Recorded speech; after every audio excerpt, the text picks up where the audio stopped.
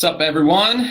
Live on Facebook, coming to you from Strohide Chiropractic in St. Louis. I want to welcome all my peeps that are down in Jacksonville, Florida, or watching over the internet here. Sorry we had some technical difficulties getting started here. I couldn't get my camera to work on my computer, so we're a little late for both. So I hope some people can join us. I know if Anne's out there, if she wants to hop on, or Deb, if you can hop on live here. We'll wait a couple minutes so that people can hop on and comment.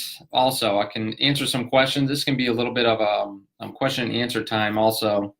If you guys got anything you'd like to share, I'd be happy to answer them. So we'll just give you guys a second to come on here. We finally got good weather all over the country. It's finally hot out, so a big thing to be aware of is protect yourself in the sun, but get enough of that healthy sun.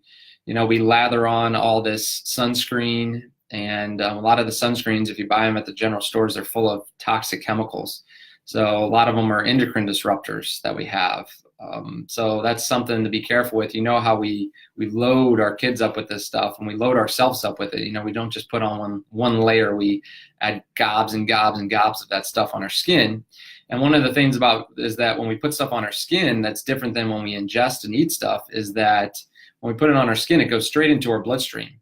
It's not the chemicals, they're not filtered out by our liver when we put it straight on our skin. So if we eat some foods that have preservatives or chemicals in them or endocrine disruptors, before they get absorbed into our bloodstream, our liver's there to protect us. But when you put stuff straight onto your skin, we don't get that type of protection.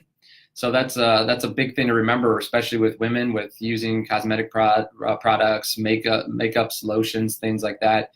I think one of the best things that any lady or man can do when it comes to personal hygiene is try to change out those products, because it's not talked about a lot. A lot of stuff that's talked about is what foods we're eating and how much we're exercising, but really we don't talk about what we put on our skin and how toxic the products are that we put on our skin and that get absorbed directly into our body, into our bloodstream, that have profound effects. And usually it's like first thing in the morning, you know, if you put lotion on or put makeup on, or you use shampoos, conditioners that a lot of chemicals in them, it's like first thing in the morning you get a big dose of chemicals. So if you already don't feel good, you don't have energy in the morning, and then you lather up with all those toxic chemicals, that can cause a bad start to your day. So we kind of went in there with talking about some sunscreen, and then talking about personal care products can be toxic. But the big thing, let's go back to the sun a little bit, is that sun exposure. Now, that the sun, I mean, it's literally like energy to our bodies. It's like a vital nutrient that we have to have. And there's so many reactions and so many things that it affects when that sun hits our skin. The thing that we have to do is we want safe sun exposure, which would be not burning in the sun. So you want to get out for 15 minutes in the sun with no sunblock on. And you want to limit it to that period of time. If you're darker, you know, you might be able to go 20 minutes, but if you're not very dark, maybe it's 10 minutes for you, because you definitely don't want to burn. The burning is what causes all the issues. When you have burning, then the burning causes cellular damage, DNA damage, and that repetitively over time is what can give you an issue. So 15 minutes of safe sun exposure, then try to find a shady area, and then as soon as you're out of it for a period of time, then you can go back in and get some sun again. So safe sun exposure is going to be key. Hi, Gloria. Hi, Diana. Happy Mother's Day, for a day late for you too. But I guess hopefully you guys celebrate on Sunday also. Give us a shout out so I know you're there. Can I get a heart or get a like? There we go. Give me a heart. I've never had one of those. Someone. No love out there for me today. All right, so let's get into what is functional medicine. Thank you. There we go. Perfect. I love it. Thank you, Diana. What is functional medicine? So functional medicine is it's almost like starting to be a buzz term out there, and some people know about it, some people don't know about it. But What functional medicine is what regular medicine should be. It's what should happen when you go to your primary care doctor. So if you go to the doctor and you're just getting checked, or you have some kind of sickness, or you have digestive issues, or you have fatigue, they should be trying to figure out what is causing these type of issues. But what's happened with our conventional medicine industry is mainly it's being run by the pharmaceutical companies. So when you go to the doctor, what do you get? You basically get some type of medication to deal with your symptoms. Because when we go to the doctor, we're looking to feel better, right? That's our main thing. Is we got a life to live. We want to get back on track with our job. We got work to do. So we don't want to feel bad. So we go to the doctor and we get a medication just to cover up those symptoms. And that's what the conventional medicine system is there for, is basically to try to make us feel better short term. It's not about fixing any underlying problems. Now, I will say that we have to have that conventional system because it's like a life-saving system. So if you've been living a terrible lifestyle for years and years and years, basically abusing your body, not pay attention to your body and health is going to go downhill and break down over time. And that system is going to be there to basically save your life and to basically keep you surviving. It's not like you're living or thriving, it's you're surviving. And that's what that system is there for, is to help you live or survive longer. I won't say live longer, because there's a lot of people out there that they get to 70 and 80 and they're in the hospital, they're on 7, 8, 10, 12 medications, and that's not living, that's just surviving. You're just staying alive long enough to be around, but that's not a life to live. So that's what that system is there to keep us to survive. But I always look at it as, yeah, if you feel bad, you can go to the doctor and you could get a medication, but then you need to look at, how did I get in this situation in the first place? Why am I feeling the way I feel? Why do I have high cholesterol? Why do I have high blood pressure? Why am I fatigued? Why do I have bad sinus and allergies? Why do I have digestive issues? Why can't I lose weight? That's the big deal. And the hardest thing to do is to look in the mirror and say to yourself that my health right now and where I'm at is my fault. Because it's really, if we look at it, who can we blame it on? We can, I guess we could say we can blame it on kind of our basically how we live our lives right now, with a high stress environment and toxic chemicals, and our food system being controlled by big corporations and having all these pesticides and preservatives in our food. I mean, I'll give you that. It makes it tough for us, but it's not an excuse to take control of your health. And that's mainly what functional medicine helps people do. It helps you be the doctor. You have to be in control of your health. And any functional medicine practitioner or functional medicine doctor that you would go to, it's not about the doctor, it's about you. It's about you making lifestyle changes. That's what is truly going to change your health, because you are the real doctor. The real doctor is inside of you, because you can heal your own body. That's it, but you have to take control. You have to be aware of, what are you putting in your body? How much are you exercising? What are you avoiding? What are your thoughts like? That is true healthcare, because you have to be, basically you can't be living life just day to day without a plan, with just waking up in the morning and going and then figuring out, well, I don't know what I'm going to eat for breakfast, lunch, or dinner today, so I'm just going to grab something real quick. You have to have some kind of plan in place. And this is the big thing that's not talked about, is that if you have a condition, it's going to be your fault. And it's hard to say, but anything in your life, if your finances aren't where you want to be, or your job isn't where you want it to be, it's not anyone else's fault, it's you. And that's tough to look at it and say, man, it's my fault. If I look at my health and if I have days where I feel bad or I don't eat good, I know that it's definitely because of the choices that I made, and I have to take responsibility for that. So let's get into the functional medicine again. It would basically be lifestyle medicine. It would be root cause medicine. So an example, we had Alejandra, one of our co-owners and friends of people on this Facebook. They have she had a patient that she was discussing the history with that had chronic fatigue syndrome, and she was diagnosed. She went to the doctor. She said, I'm having I'm tired all the time. I have no energy. I'm overweight. And what did the doctor tell her she had? You have chronic fatigue syndrome.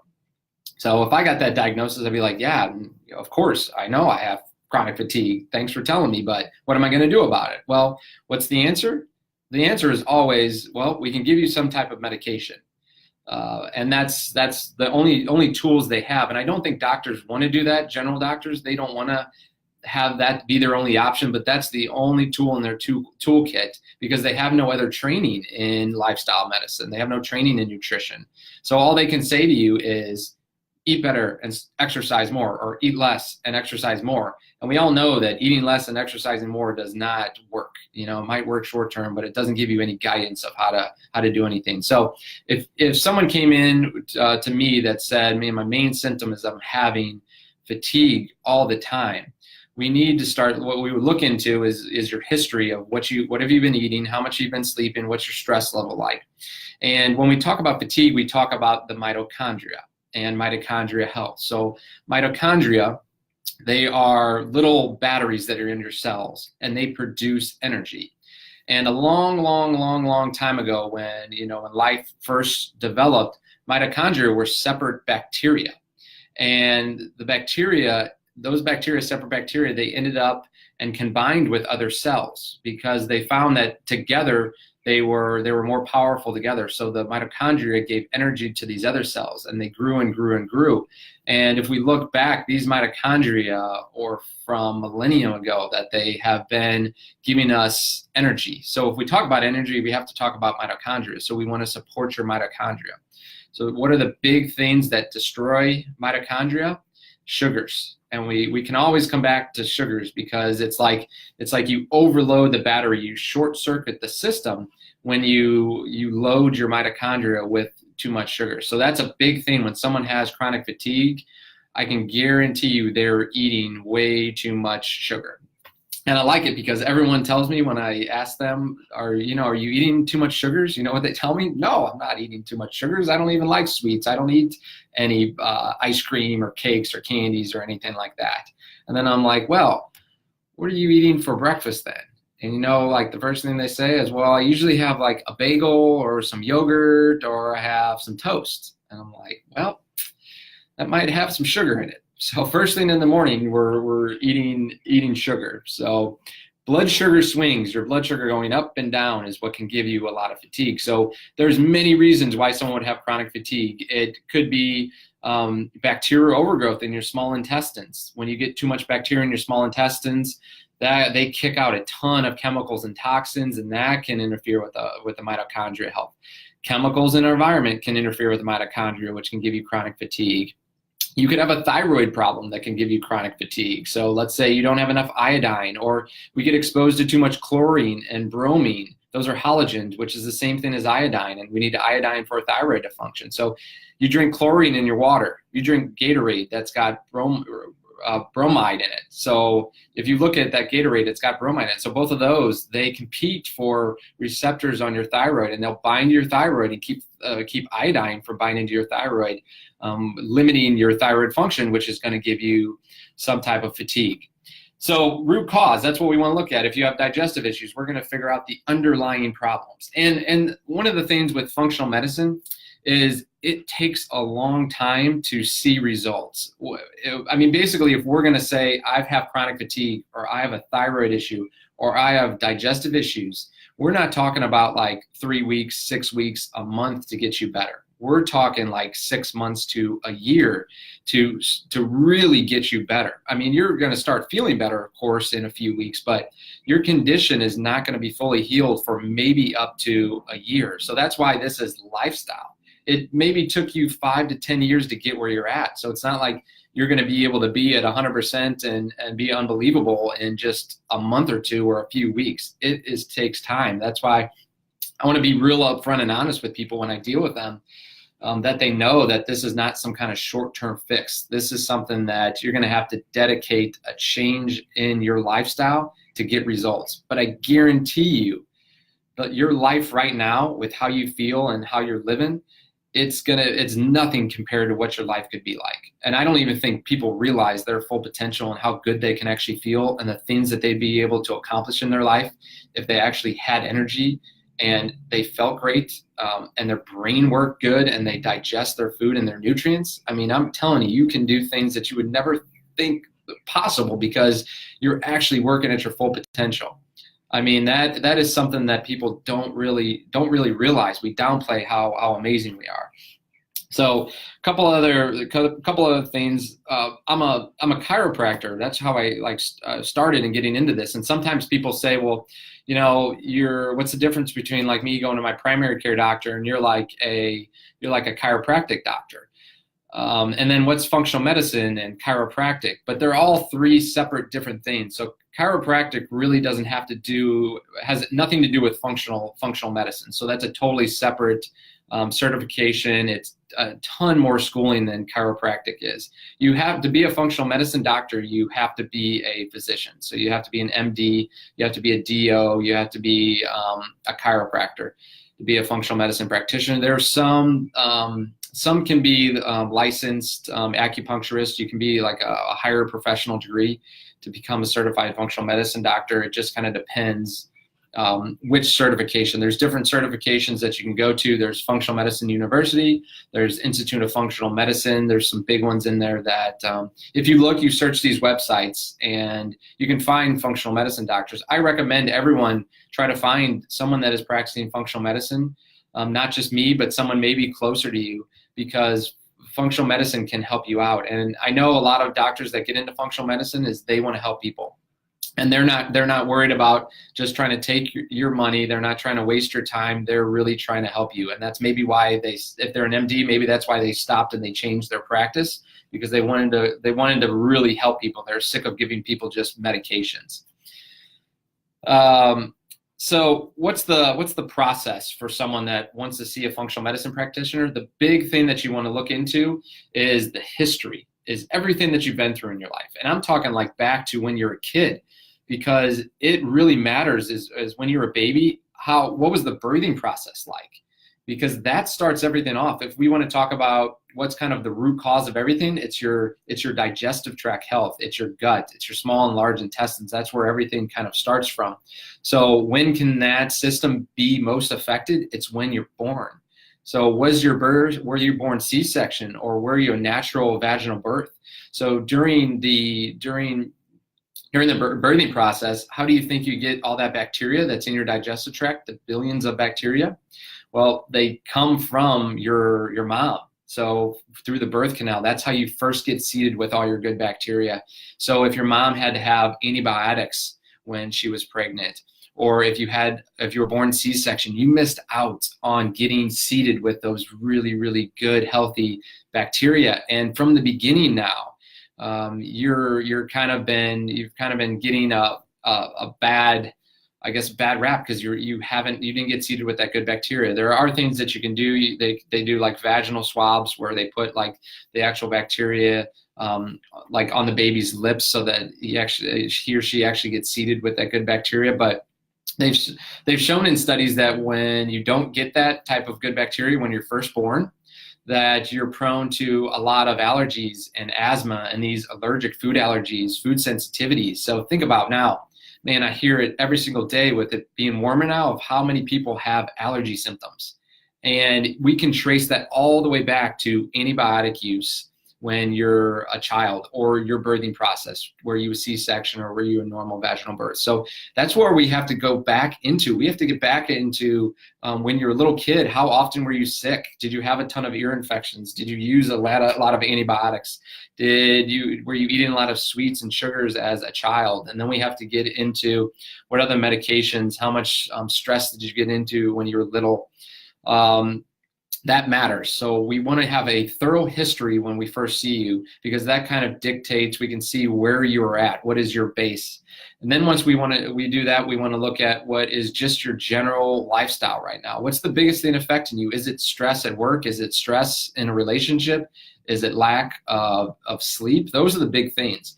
And being in this, for a while now, I always know that it's like, no matter what we look at, no matter what's going on with you, we can always trace it back to stress, lack of sleep and eating bad and really not getting physical activity. So we can get deep down specific into things that are causing your problems. Maybe it's a viral infection, maybe it's a parasite, maybe it's mitochondrial dysfunction, but you know what, a lot of it comes back to? How good are you sleeping? How good are you managing stress? And what are the foods that you're putting into your mouth? So that's like, we can break this down to become really simple or really complex. The thing to get you started though is we have to break it down and figure out what are the underlying issues, because your foundation is going to be stress reduction, sleep, and eating good.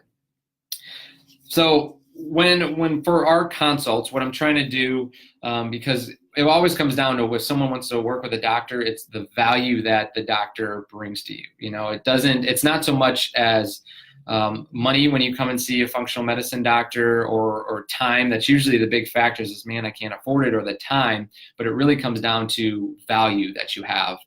I've only got a couple minutes because my computer is going to die and I don't have my plug-in, so I'm going to wrap this up real quick here. Hi, Osmir, how are you? Thanks for joining.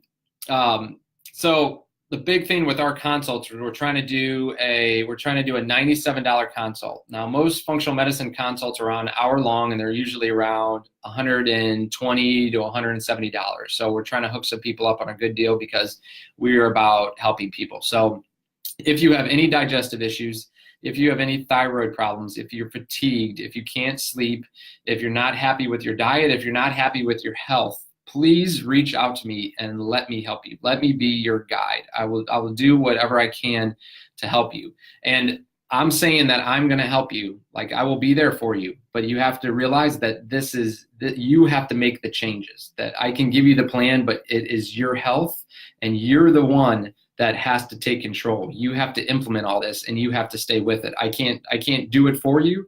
This is going to be on you, but I will be there for you, supporting you throughout the whole process, no matter what it takes. So, hey, I appreciate everyone that joined the live video here. Corinne, thank you for joining. Diana, thank you for joining. Osmir, thank you for joining. Deb Britton, I know you're out there.